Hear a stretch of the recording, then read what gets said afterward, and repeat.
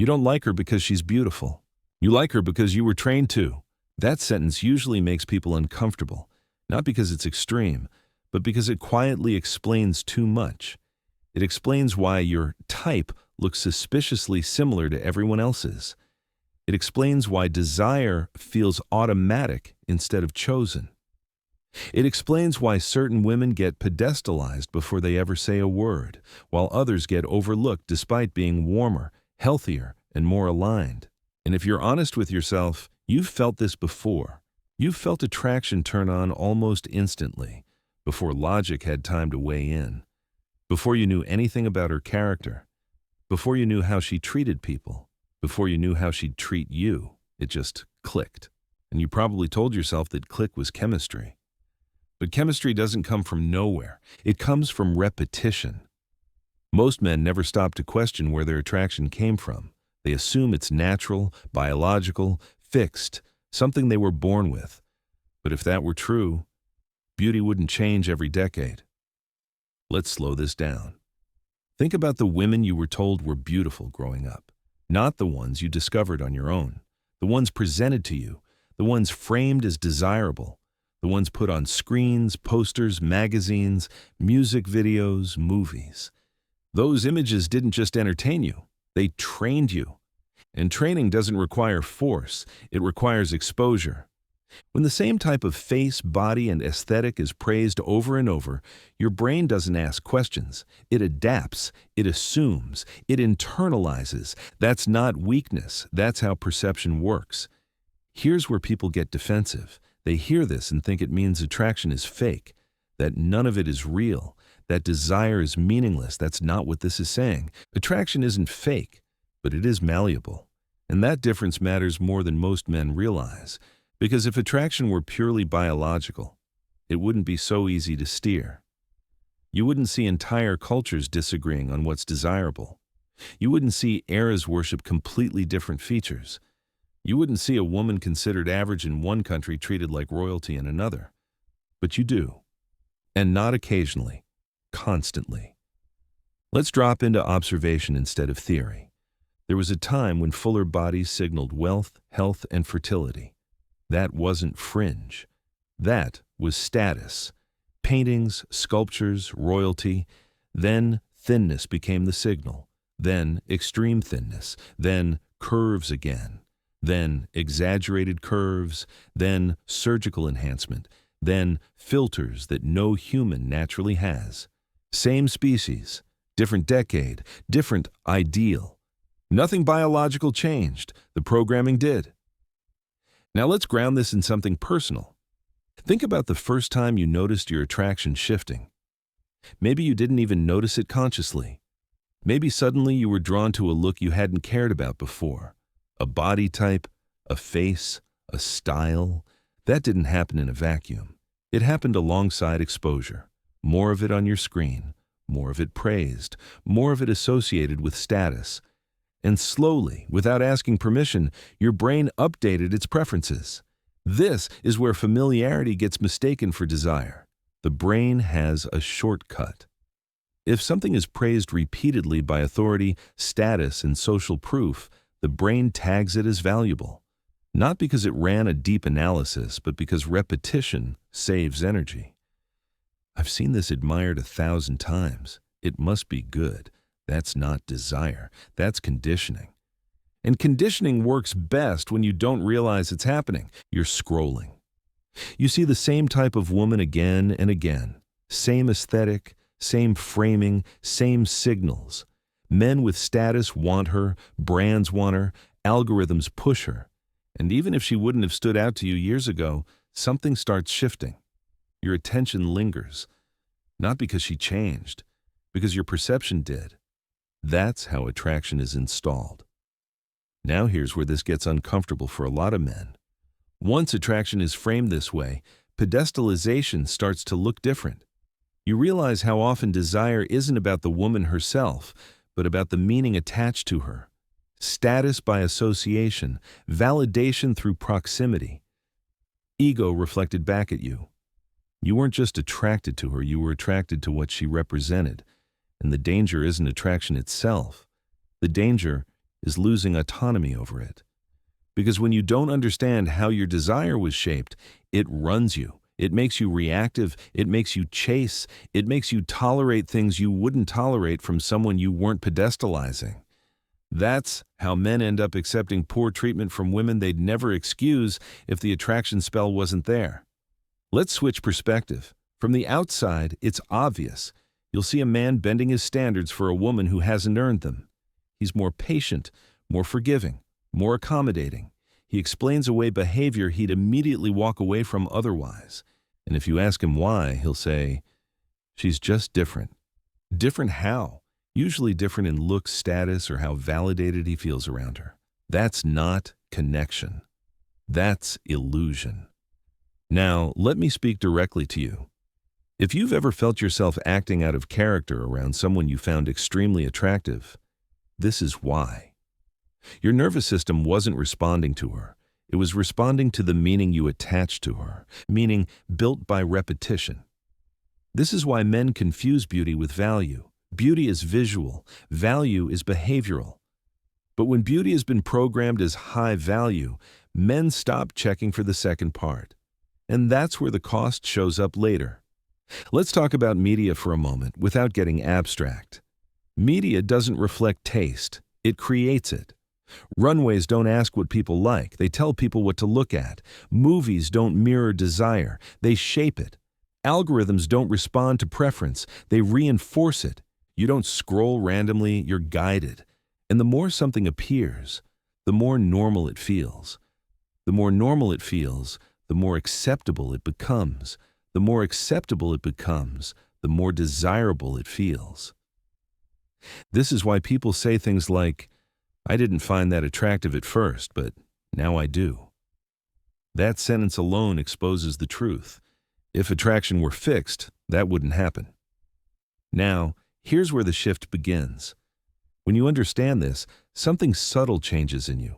You start noticing the gap between attraction and alignment, between desire and respect, between what looks good and what actually feels good long term. You start asking different questions. Not, "Is she beautiful?" but "How does she treat me?" Not, "Do other men want her?" but "Does she value me?" Not, "How does she look next to me?" but "How do I feel around her?" That's when the spell breaks. And breaking the spell doesn't make you bitter. It makes you selective. You stop chasing illusions. You stop confusing programming with preference. You stop letting attraction override standards. And that's where real game begins. Game isn't manipulation. Game is perception. Understanding how perception is shaped gives you leverage over your own reactions. You stop being pulled by every stimulus. You stop over-investing because of aesthetics alone. You start choosing instead of reacting. If this chapter is already challenging the way you've thought about attraction, like the video because clarity only helps if you reinforce it. Share it with someone who still thinks desire just happens. Subscribe if you want more love delusion breakdowns that dismantle illusions instead of feeding them. In the next chapter, we're going to go deeper into how social proof hijacks attraction, why men confuse status validation for desire, and how this conditioning directly affects the women you choose and the treatment you tolerate. Chapter 2. Most men don't fall for women. They fall for context. That's the part that changes how you see everything once you notice it. Attraction doesn't arrive raw. It arrives packaged, framed, surrounded by cues that tell your brain how seriously to take what you're seeing. Status is one of the strongest cues. If a woman is desired by men who appear high status, your brain doesn't pause to evaluate her character. It shortcuts. It assumes value. It assumes scarcity. It assumes you're lucky to even be in proximity. That assumption changes your behavior before you realize it. You speak softer. You tolerate more. You hesitate longer before walking away, not because she earned it, because the frame did. Let's drop into a familiar scene. You're out somewhere. She walks in. You notice how other men react. Heads turn. Conversations pause. There's a subtle shift in the room, and without a single word being spoken, your nervous system updates the situation. This isn't just a woman. This is a woman who is wanted, and that alone raises her perceived value. Now, here's the part men don't like admitting. If the same woman walked into a different room, without attention, without validation, without the visual cues of desire surrounding her, she would not hit the same. Same face, same body, different context, your attraction would feel quieter. That's not coincidence, that's psychology. Humans are social learners. We look to the group to decide what matters, what's safe, what's valuable, what's worth pursuing. That instinct kept us alive long before dating existed. But in modern dating, that instinct gets hijacked. Because now social proof is manufactured, photos curated for effect, angles chosen to exaggerate, lighting designed to flatter, algorithms amplifying what already performs. You're not seeing reality. You're seeing a highlight reel wrapped in validation. And when enough people agree something is desirable, the brain stops questioning it. That's how status overrides instinct. Let me switch perspective. From a third-person view, you can watch this play out in real time. A man meets a woman in a neutral setting. He's interested but grounded, curious but relaxed. Then he sees her social media. Thousands of likes, comments, attention, men praising her, and suddenly his posture changes. He's more eager, more cautious, more afraid to mess it up. Nothing about her changed. His perception did.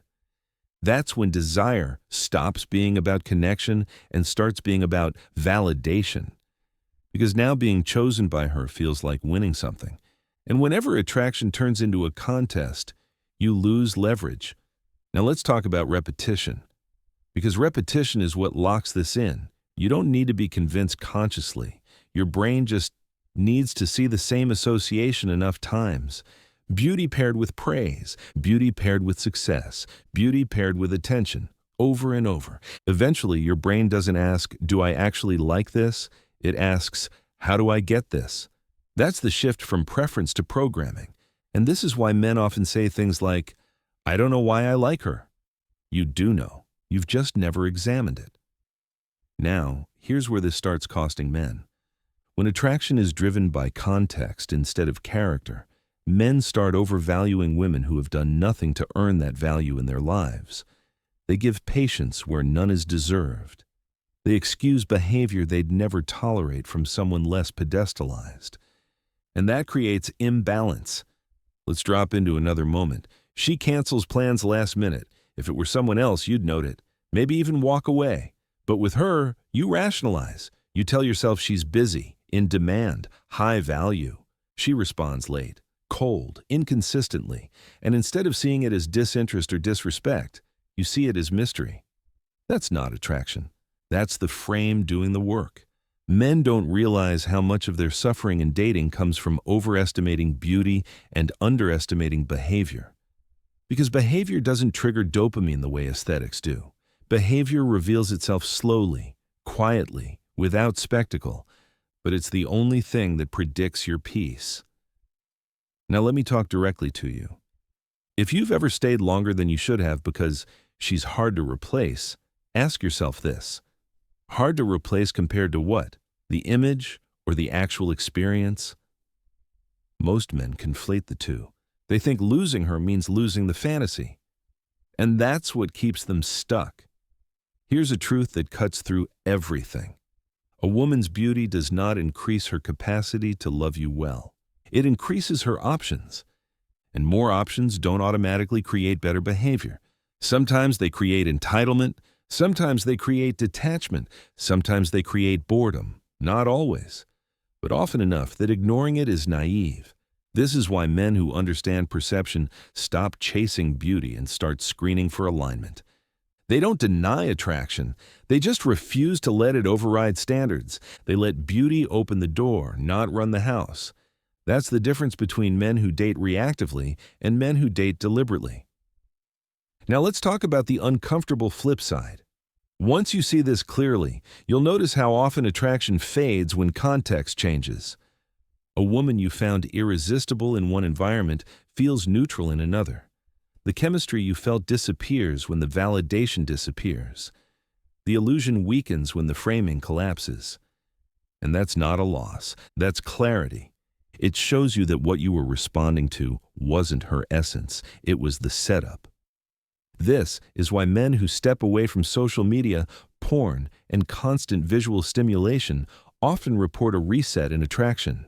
Their nervous system recalibrates, their perception sharpens, their standards return. They start noticing things they ignored before. Tone, consistency, effort, warmth, the things that actually sustain desire. And suddenly, the women they used to chase don't hit the same. Not because those women changed, because the programming lost its grip. If this chapter is making you rethink how much of your attraction was context-driven, like the video because awareness weakens conditioning, share it with someone who still believes desire is purely instinct. Subscribe if you want more love delusion breakdowns that put control back in your hands. In the next chapter, we're going to talk about how this conditioning affects men's self-worth, why beauty becomes tied to ego, and how breaking that association changes the way you choose partners forever. Chapter 3. At some point, attraction stops being about her and starts being about you. That's the part most men miss. They think they're chasing beauty, but what they're really chasing is validation, not consciously, quietly.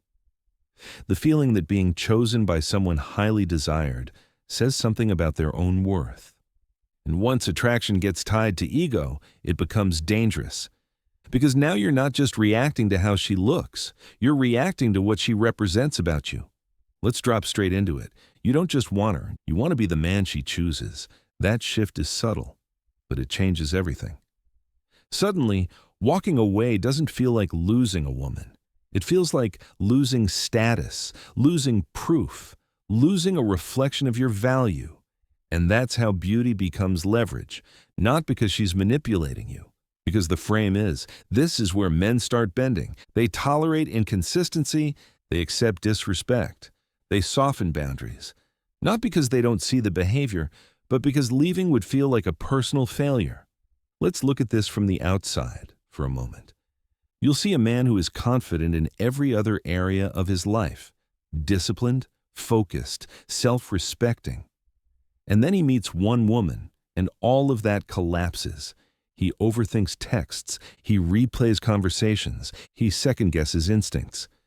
People around him notice the change before he does. They'll say, "You don't seem like yourself." And he won't understand why. Because his sense of self is now tethered to whether she wants him. That's not attraction, that's identity leakage. Now let's talk about how this starts. Most men grow up absorbing a message they never question. Being chosen by a beautiful woman equals success. Movies reinforce it, music reinforces it, culture reinforces it. The win is the girl. So when a man gets access to a woman who fits the cultural ideal, his brain treats it like an achievement unlocked. And achievements are protected. That's why men fight harder to keep relationships that look good on the outside than ones that feel good on the inside. They don't want to admit that something so valuable isn't actually good for them. So they stay, and staying teaches them something unhealthy. They learn to measure their worth by who wants them instead of how they're treated. That's the trap. Let me put you inside a moment. You're with her. Everything looks right. The way she looks next to you, the way people glance, the comments, the validation. But when you're alone, something feels off. She's distant. She's inconsistent. She doesn't really see you. And instead of honoring that feeling, you override it. Because leaving would mean admitting that the image wasn't real. That's hard for the ego. Now let me speak directly to you. If you've ever thought, "I can't do better than this," what you were really saying was, "I don't trust my own value without this frame." That belief doesn't come from reality. It comes from conditioning. Men are taught to believe beauty is scarce, that certain women are rare prizes, that losing access means you lost your shot. But scarcity is often manufactured. When the same look is amplified everywhere, it feels rare. When the same aesthetic is praised constantly, it feels special. But that doesn't mean it is. Here's a quiet truth. A woman being widely desired does not mean she's widely compatible. It means she's widely visible. Compatibility is invisible until time reveals it. Now, let's flip the lens again. Men who break this association between beauty and ego start moving differently. They don't rush. They don't overinvest. They don't pedestalize. They still feel attraction. They just don't let it decide for them. They ask different questions. Do I feel calm around her? Do I feel respected? Do I feel chosen? Or just tolerated? And those questions cut through illusion fast. This is why some men seem immune to beauty. Not because they don't appreciate it, because it doesn't hijack them. They don't see beauty as proof of value. They see it as one variable among many. And that changes how women experience them. Because when a man isn't trying to extract validation from a woman, he shows up grounded, present, unmoved. That's attractive in a way that no aesthetic can compete with. Now here's something uncomfortable but important. When men stop chasing beauty for ego validation, their standards rise. And with that rise, a lot of women lose leverage over them. Not all women, only the ones who relied on beauty to bypass behavior. And that's where clarity replaces confusion. You stop asking, why doesn't she treat me better? And start asking, why am I still here? That question changes everything. Because once you see that your attraction was tied to how she made you feel about yourself, you can separate the two. You can enjoy beauty without surrendering power. And power here doesn't mean dominance, it means self-possession. If this chapter is making you rethink how often attraction was tied to ego instead of alignment, like the video because awareness loosens the grip. Share it with someone who confuses being chosen with being valued. Subscribe if you want more love delusion breakdowns that help you separate illusion from reality. In the next chapter, we're going to talk about what happens when men deprogram their attraction, how perception resets over time, and why the women you start noticing afterward feel very different. Chapter 4. When the programming starts to loosen, attraction doesn't disappear. It recalibrates. That's an important distinction because a lot of men think seeing through the illusion will make dating dull, lifeless, or cynical. Like once you stop being hypnotized by beauty, nothing will excite you anymore. The opposite happens. Your nervous system finally gets a chance to breathe. Let's drop into what that feels like. You're around someone who doesn't immediately light up the room visually. No dramatic pull, no instant spike. But something else is there. Ease, warmth, consistency. You notice you're not performing. You're not monitoring your words. You're not wondering where you stand. And that calm starts to feel attractive. Not in a loud way, in a grounded way. That's when you realize something uncomfortable. You were confusing stimulation with attraction. Stimulation is loud, it's urgent, it spikes dopamine, it creates obsession. Attraction, when it's healthy, feels quieter. It builds instead of hitting you all at once. Men who've been conditioned by constant visual overload don't recognize this at first. They think something's missing. They think there's no spark. But the spark they're missing was anxiety. Let's shift perspective without announcing it. He notices that his phone stays untouched. He's not waiting for replies. He's not checking stories. He's not bracing for hot and cold energy. Conversations flow. Plans happen when they're said they will.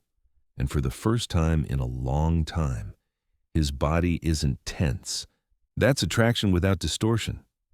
Now here's where perception really changes. Once your attraction recalibrates, beauty stops feeling rare. You start seeing it everywhere, not because standards dropped, but because illusion lost its grip. You notice how many women look good without filters, angles, or validation frames. You notice how much personality changes attractiveness over time. You notice how fast beauty fades when behavior doesn't match it, and you stop confusing potential with reality. Let's be honest about something most men don't say. The women who once felt irresistible often feel empty in hindsight, not because they were bad people, but because the attraction was doing all the work the connection never did. Once that realization lands, you stop chasing intensity. You start choosing alignment, Now let's talk about how long this recalibration takes, because men expect instant results. It doesn't happen overnight. Your brain has been trained for years, sometimes decades. You don't undo that with one realization. You undo it through exposure to healthier dynamics. Less artificial stimulation, less algorithmic desire, less comparison, more real interaction, more embodiment, more time away from screens that hijack perception. Over time, your baseline resets. Men who step back from porn, endless scrolling, and hyper-curated images often report something interesting. Real women become more attractive. Their presence feels richer. Their imperfections feel human instead of disappointing. That's not moralizing. That's neuroscience. Constant stimulation raises the threshold. Remove it, and sensitivity returns. Now, let me talk directly to you. If you're worried that letting go of illusion will make you settle, understand this. Settling is staying with someone who drains you because they look good on paper. Choosing is selecting someone who adds to your life even if the fantasy isn't loud. Those are not the same thing. Men who deprogram attraction don't lose desire. They gain discernment, and discernment changes the entire dating experience. You stop confusing butterflies with compatibility. You stop equating excitement with depth. You stop chasing women who activate anxiety instead of peace. That's when dating stops feeling like a roller coaster and starts feeling intentional. Now let's look at how this affects your standards. Once beauty loses its leverage, standards naturally rise, not artificially, not performatively, quietly. You stop tolerating disrespect because the reward no longer feels worth the cost. You stop chasing unavailable women because the validation doesn't hit the same. You stop excusing behavior because the illusion isn't blinding you. And something else happens. You become less reactive. Reactivity is the real enemy here. When attraction is hijacked, men react. They pursue. They explain. They negotiate. They chase clarity from people who don't offer it. When attraction is grounded, men observe. They let behavior reveal itself. They let time do the filtering. They let patterns speak louder than potential. That patience isn't forced, it's natural, because you're no longer afraid of losing the fantasy. Let's drop into another moment. She's beautiful, by any standard, but something's off. She interrupts, she deflects, she lacks warmth. And instead of trying to make it work, instead of wondering what you did wrong, you feel neutral. Not angry, not disappointed, just uninterested. That neutrality is power, not over her, over yourself. Now, here's where people misunderstand this shift. They think men who reach this point become cold, detached, or avoidant. They don't. They become available to the right things. When illusion falls away, authenticity becomes attractive, presence becomes attractive, emotional maturity becomes attractive, and those qualities don't scream for attention. They reveal themselves slowly. Men who recalibrate attraction often say the same thing. I don't chase anymore. Not because they're jaded, because they're no longer being pulled. That's the difference. If this chapter feels like it's naming a future version of you that feels calmer and more in control, like the video because reinforcement matters, share it with someone who still thinks intensity equals chemistry. Subscribe if you want more love delusion breakdowns that help you reclaim autonomy over your perception. In the final chapter, we're going to bring everything together. We'll talk about how understanding attraction as conditioning restores choice, why selective men are harder to manipulate, and how this clarity reshapes not just dating, but your entire sense of self. Chapter 5. Once you understand that attraction was shaped, not discovered, something fundamental shifts in you. You stop arguing with your instincts. You stop fighting desire. You stop trying to suppress attraction. You simply stop being ruled by it. That's the part most men misunderstand. This awareness doesn't make you numb. It makes you sovereign. You still notice beauty. You still feel pull. But the pull no longer drags you, because now you know where it came from. Let's drop straight into what that feels like. You see a woman who fits every cultural box: the look, the the aesthetic, the social proof, and the attraction registers. But it stops there. It doesn't spiral. It doesn't turn into urgency. It doesn't override judgment. You don't project meaning onto her. You don't imagine futures. You don't inflate value. You wait. And waiting tells you everything. Because when you're no longer blinded by programming, behavior becomes loud. You notice how she treats waiters. You notice how she responds to boundaries. You notice whether her interest is mutual or just assumed. And for the first time, attraction works with discernment instead of against it.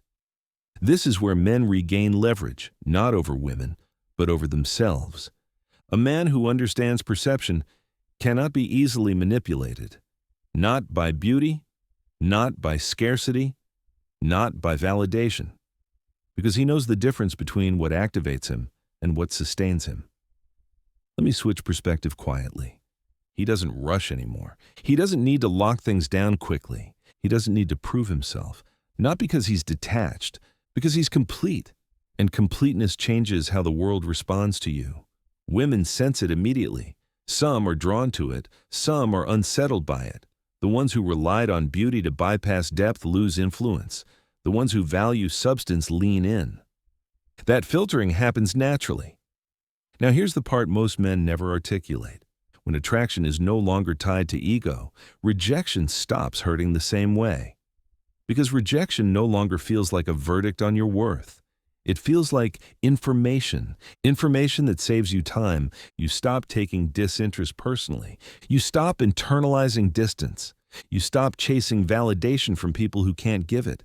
That alone changes the quality of your relationships. Let's be honest about something uncomfortable. A lot of men say they want honesty, depth, and alignment, but their attraction patterns are trained to prioritize surface-level stimulation. Until that contradiction is resolved, they'll keep choosing the wrong people and wondering why things don't work. This clarity resolves the contradiction. You stop asking, "How do I get her to like me?" and start asking, "Is this someone I actually want in my life?" That question puts you back in the driver's seat. Now let's talk about selectivity, because selectivity gets misunderstood. Selectivity isn't arrogance. It isn't dismissiveness. It isn't scarcity mindset. It's discernment backed by self-trust. Selective men aren't harsh. They're calm.